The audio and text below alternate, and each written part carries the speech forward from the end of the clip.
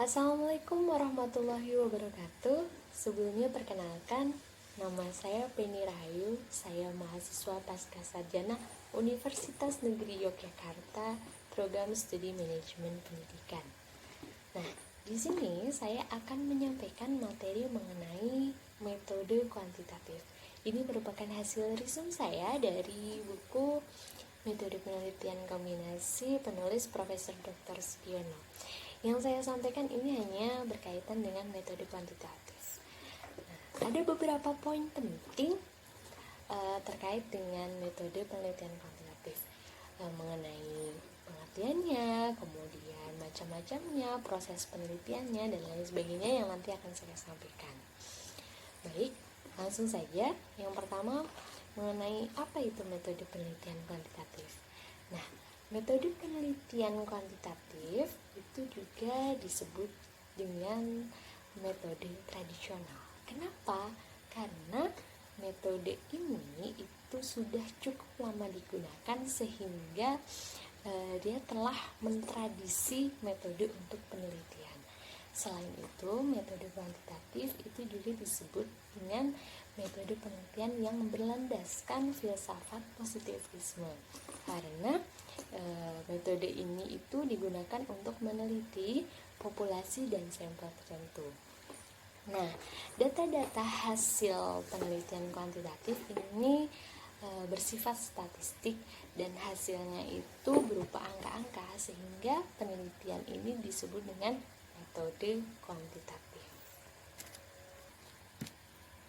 Baik, selanjutnya itu macam-macam metode kuantitatif. Pada metode kuantitatif ini terdiri dari dua macam. Yang pertama, metode kuantitatif eksperimen, dan yang kedua adalah metode kuantitatif survei. Apa perbedaan dari kedua metode kuantitatif ini? Untuk metode penelitian kuantitatif eksperimen, ini merupakan suatu metode penelitian yang berguna untuk mencari pengaruh dari treatment atau perlakuan tertentu dalam kondisi yang terkontrol. Nah, sedangkan metode penelitian survei itu merupakan metode penelitian kuantitatif yang digunakan pada populasi besar ataupun kecil, namun data yang dipelajari adalah data dari sampel yang diambil dari populasi tertentu. Dan metode ini itu untuk menemukan kejadian yang relatif, distribusi, dan hubungan antar variabel, baik itu variabel sosiologis maupun variabel yang psikologis.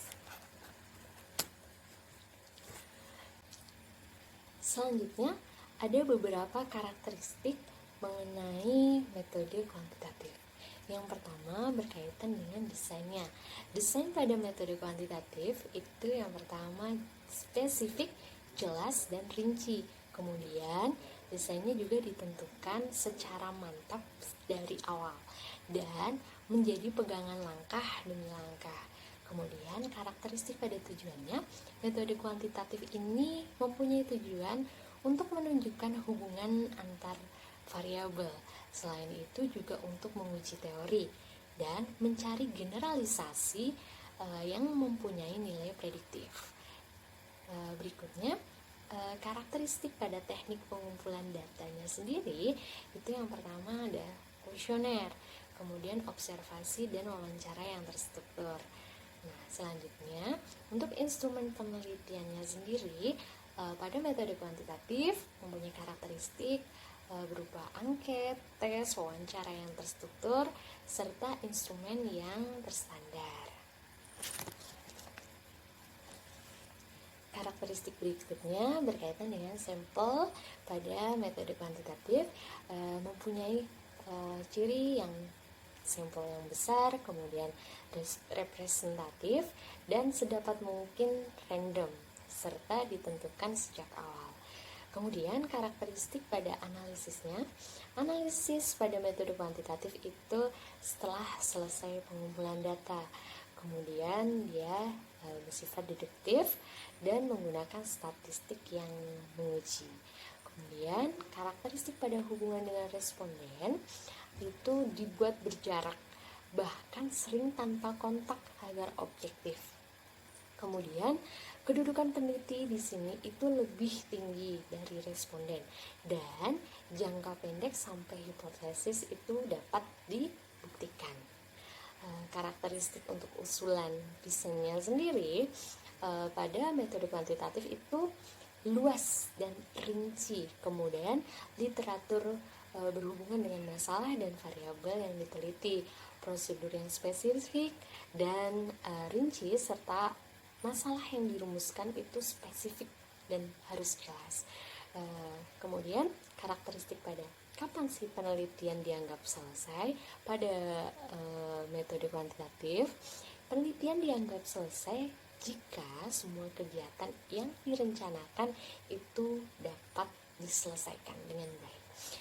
Kemudian kepercayaan terhadap hasil penelitian, kepercayaannya yaitu dengan pengujian validitas dan reliabilitas instrumen. Baik, untuk poin berikutnya yaitu proses penelitian metode kuantitatif. Di sini saya akan menjelaskan mengenai langkah-langkah proses penelitian kuantitatif. Yang pertama yaitu rumusan masalah. Pada dasarnya, suatu penelitian itu berangkat dari suatu masalah atau suatu potensi. Dan masalah pada penelitian kuantitatif di sini harus jelas dan ditunjukkan dengan data yang valid. Selanjutnya, masalah tersebut diidentifikasi, kemudian dibatasi sehingga muncullah rumusan masalah. Rumusan masalah agar lebih jelas untuk menjawabnya, peneliti menggunakan berbagai teori untuk lebih jelas. Di sini jawaban masalah tersebut dinamakan hipotesis. Dan penggunaan teori tadi itu merupakan langkah landasan teori setelah merumuskan masalah. Langkah berikutnya adalah merumuskan hipotesis atau jawaban masalah tersebut. Nah, di sini populasi yang digunakan sebagai pengujian, apabila populasi tersebut terlalu luas atau terlalu besar, peneliti dapat menggunakan sampel yang merupakan bagian dari populasi yang telah ditentukan. Instrumen yang akan digunakan juga harus valid dan reliabel. Oleh karena itu, instrumen harus diuji validitas dan reliabilitasnya. Jadi setelah merumuskan masalah, kemudian melakukan landasan teori tadi dan merumuskan hipotesis, sebelum melakukan penelitian, instrumen yang digunakan harus diuji kevalidan dan reliabilitasnya. Di sini juga data analisis diberikan pembahasan. Kemudian hasil penelitian diberi pembahasan lalu disimpulkan. Selanjutnya peneliti juga berkewajiban memberikan saran-saran, dan saran-saran yang diberikan oleh peneliti harus berdasarkan kesimpulan hasil penelitian yang telah dilakukan. Baik, tadi kita sudah membahas mengenai langkah-langkah dalam penelitian kuantitatif, dan ini selanjutnya ada beberapa poin penting pada proses penelitian kuantitatif tersebut. Yang pertama adalah masalah. Masalah di sini itu diartikan sebagai suatu penyimpangan antara yang seharusnya dengan yang benar-benar terjadi, antara aturan dengan pelaksanaan, kemudian antara rencana dengan pelaksanaannya. Poin berikutnya yang penting itu juga adalah rumusan masalah. Rumusan masalah di sini itu berbeda ya dengan masalah, karena rumusan masalah itu merupakan suatu pertanyaan yang akan dicarikan jawabannya melalui pengumpulan data. Dan pada metode kuantitatif ini ada beberapa bentuk rumusan masalah. Yang pertama adalah rumusan masalah deskriptif. Rumusan masalah deskriptif ini itu merupakan rumusan masalah yang berkenaan dengan pertanyaan terhadap variabel mandiri, baik pada satu variabel ataupun lebih. Contohnya, seberapa tinggi tingkat kinerja kabinet bersatu. Nah, kemudian bentuk rumusan masalah yang kedua itu ada rumusan masalah komparatif. Rumusan masalah di sini itu membandingkan keberadaan satu variabel atau dua ataupun lebih yang berbeda pada waktu yang berbeda. Contohnya, adakah perbedaan kualitas manajemen antara bank swasta dengan bank pemerintah? Nah, di sini penekanan perbedaannya ini yang mendasari rumusan masalah komparatif. Kemudian ada rumusan masalah asosiatif. Rumusan masalah asosiatif ini bersifat menanyakan hubungan antara dua variabel atau lebih. Ada 3 bentuk rumusan masalah asosiatif. Yang pertama adalah rumusan masalah asosiatif hubungan simetris, kemudian ada hubungan klausal, dan yang bentuk ketiga adalah rumusan masalah asosiatif hubungan interaktif.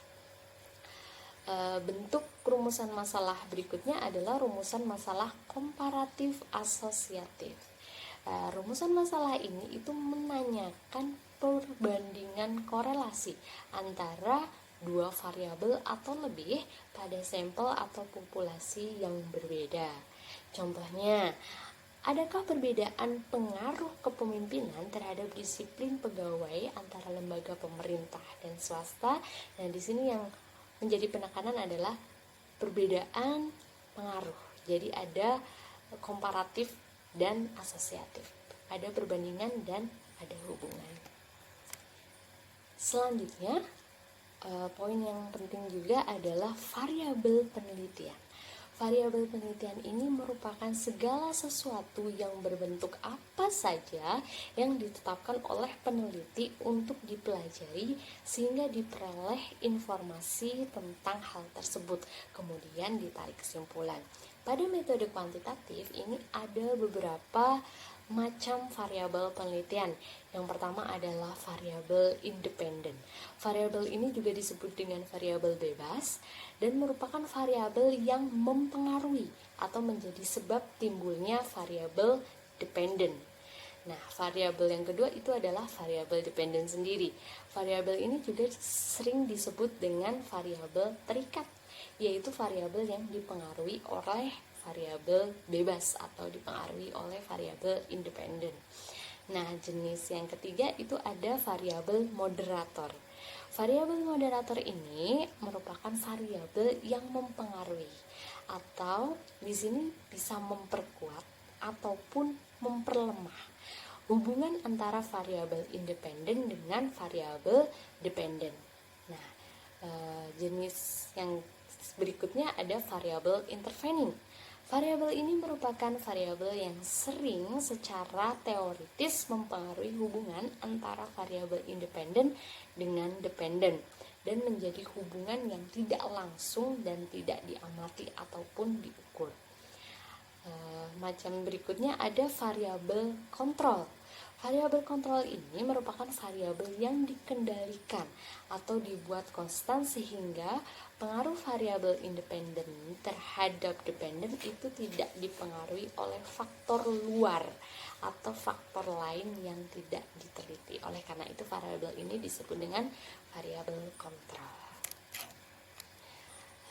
Berikutnya, ini ada beberapa model hubungan antar variabel. Kerangka berpikir itu menunjukkan prediksi terhadap hubungan antar variabel yang diteliti. Dan berdasarkan hal tersebut, maka ada beberapa bentuk model-model penelitian berkaitan dengan hubungan antar variabel pada metode kuantitatif. Yang pertama itu ada model hubungan antar variabel yang sederhana, hubungan antara variabel X dengan R. Kemudian juga ada model sederhana berurutan. Berikutnya ada model ganda dengan dua variabel independen. Ada model hubungan variabel model ganda dengan 3 variabel independen. Kemudian ada model hubungan variabel ganda dengan 2 variabel dependen.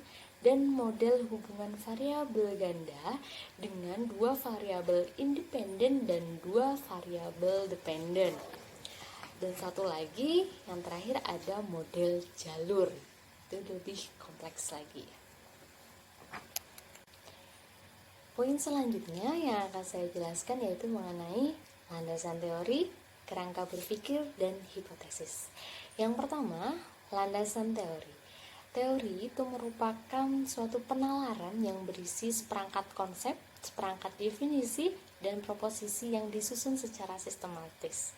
Dan teori itu mempunyai fungsi untuk menjelaskan, meramalkan, serta pengendalian. Pada metode kuantitatif ada beberapa tingkatan teori, yaitu level mikro, level meso, dan level makro. Selain itu, fokus teori juga dibedakan menjadi 3 macam. Yang pertama ada substantif, teori formal, dan middle range teori. Nah, pada penelitian kuantitatif, teori itu berfungsi untuk menjelaskan masalah yang diteliti. Oleh sebab itu, landasan teori pada kuantitatif harus jelas teori apa yang akan digunakan oleh peneliti. Berikutnya mengenai kerangka berpikir. Kerangka berpikir itu merupakan suatu model konseptual tentang bagaimana teori berhubungan dengan berbagai faktor yang telah diidentifikasi sebagai masalah yang penting.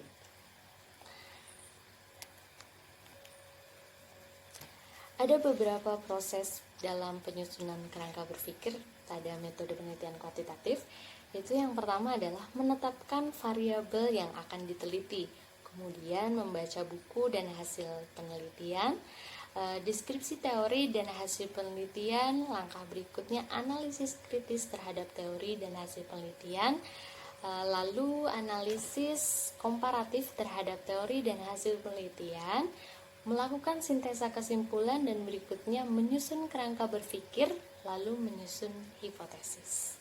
Yang ketiga yaitu hipotesis. Hipotesis di sini itu merupakan jawaban sementara terhadap rumusan masalah penelitian.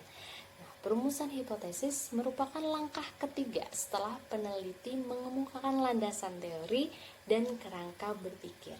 Ada 2 macam hipotesis penelitian.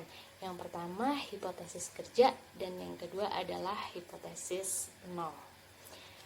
Dan hipotesis yang baik itu mempunyai beberapa karakteristik ya. Yang pertama seperti merupakan dugaan terhadap keadaan variabel mandiri, kemudian dinyatakan dengan kalimat yang jelas, dan karakteristik selanjutnya dapat diuji dengan data yang dikumpulkan melalui metode ilmiah. Poin berikutnya yaitu tentang metode penelitian eksperimen. Di sini metode penelitian eksperimen itu diartikan sebagai metode penelitian yang digunakan untuk mencari pengaruh perlakuan atau pengaruh treatment tertentu terhadap suatu kondisi yang dikendalikan. Ada beberapa bentuk desain eksperimen yang digunakan dalam penelitian. Yang pertama ada desain pre-eksperimental, dan di sini juga terbagi menjadi 3 macam. Yang pertama one shot case study, kemudian one group pretest post-test, intake group comparison. Kemudian jenis yang kedua itu adalah true experimental. Nah, di sini terbagi menjadi 2 macam. Yang pertama post-test only control design, kemudian pretest control group design.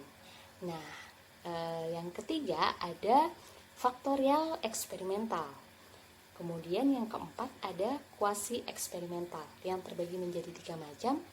Ada time series design, kemudian non-equivalent control, dan group design. Poin berikutnya yaitu menyusun proposal penelitian kuantitatif. Proposal penelitian di sini merupakan pedoman yang berisi langkah-langkah sistematis yang akan diikuti peneliti untuk melakukan penelitiannya. Rancangan penelitian harus dibuat secara sistematis dan logis agar benar-benar mudah diikuti sebagai pedoman. Untuk proposal kuantitatif itu dikemas dalam sistematika sebagai berikut ya. Yang pertama, bab 1 adalah pendahuluan. Di sini terdiri dari latar belakang, identifikasi masalah, batasan masalah, rumusan masalah, tujuan penelitian, dan kegunaan hasil penelitian. Bab 2 yang merupakan landasan teori, kerangka berpikir, dan pengajuan hipotesis. Di sini terdiri dari 3 poin. Yang pertama deskripsi teori, kemudian yang kedua kerangka berpikir, dan hipotesis. Bab 3 prosedur penelitian. yang terdiri dari pertama ada metode, selanjutnya populasi dan sampel, kemudian instrumen penelitian, yang keempat ada teknik pengumpulan data, lalu teknik analisis data. Dan untuk bab 4, organisasi dan jadwal penelitian, ini terdiri dari yang pertama organisasi penelitian, kemudian jadwal penelitian. Dan bab 5 adalah biaya yang diperlukan. Ini merupakan sistematika proposal penelitian kuantitatif. Berikutnya, menyusun laporan penelitian kuantitatif. Menyusun laporan merupakan tugas akhir dari proses penelitian. Dalam penyusunan laporan, sebaiknya seorang peneliti itu berperan sebagai pembaca, sehingga laporan yang disajikan ini dapat dinilai apakah sudah baik atau belum. Laporan penelitian ini juga sebaiknya dibuat bertahap. Tahap pertama laporan pendahuluan, kemudian tahap kedua laporan akhir. Laporan penelitian sifatnya ilmiah, sehingga harus dibuat secara logis dan sistematis, serta setiap langkah harus jelas. Kedudukan rencana penelitian itu sangat penting.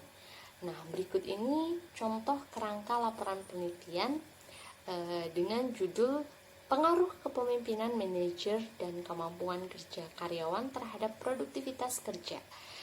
Yang pertama ya, untuk bab 1 permasalahan. Di sini ada latar belakang masalah, kemudian identifikasi masalah, batasan masalah dan paradigma penelitian, kemudian rumusan masalah, tujuan masalah, kegunaan hasil penelitian. Untuk bab 2-nya, landasan teori dan pengajuan hipotesis, terdiri dari poin pertama, deskripsi teori.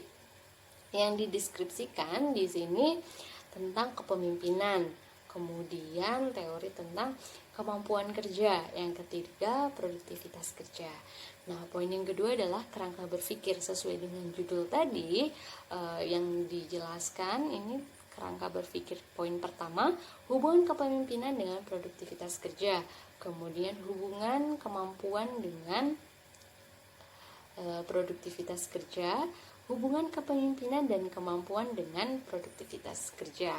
Untuk bab 3, prosedur penelitian, terdiri dari 4 poin. Poin pertama, populasi dan sampel, kemudian instrumen penelitian. Poin berikutnya, teknik pengolahan data, lalu teknik analisis data. Untuk bab 4, hasil penelitian, pengujian hipotesis dan pembahasan, terdiri dari poin pertama, deskripsi hasil penelitian, yang dideskripsikan mengenai pertama kepemimpinan, kemudian kemampuan kerja pegawai, selanjutnya deskripsi tentang produktivitas kerja. Nah, poin selanjutnya hasil pengujian hipotesis dan pembahasan hasil penelitian. Selanjutnya bab 5 yang berjudul kesimpulan dan saran. Di sini ada 2 poin, yaitu kesimpulan dan yang kedua ada saran. Untuk berikutnya ada daftar pustaka. Di sini peneliti menuliskan berbagai referensi yang digunakan dalam penelitian. Kemudian bab berikutnya ada lampiran-lampiran. Di sini peneliti dapat melampirkan lampiran instrumen penelitian, kemudian lampiran hasil pengujian validitas reliabilitas instrumen, lampiran data mentah, kemudian lampiran analisis data termasuk perhitungan hipotesis, kemudian lampiran lain. Demikian pemaparan materi tentang metode penelitian kuantitatif. Semoga dapat bermanfaat untuk semuanya. Assalamualaikum warahmatullahi wabarakatuh.